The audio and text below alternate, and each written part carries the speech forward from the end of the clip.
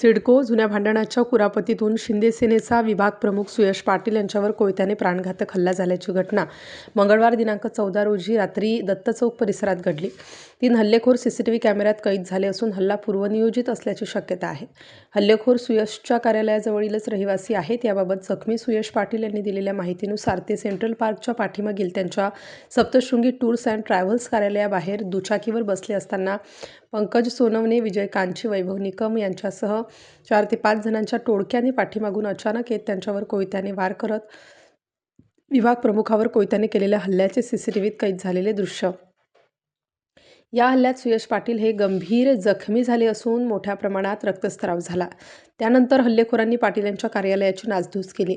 घटनेनंतर स्थानिक नागरिकांनी तात्काळ मदत करत त्यांना खासगी रुग्णालयात दाखल केलं.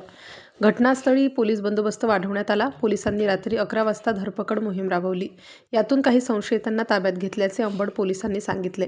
या प्रकरणी अंबड पोलीस ठाण्यात गुन्हा दाखल करण्याचे काम सुरू होते. सुयश पाटील या महानगरपालिका निवडणुकीत शिंदे सेनेच्या उमेदवार होत्या. Star news bureau, Nashik.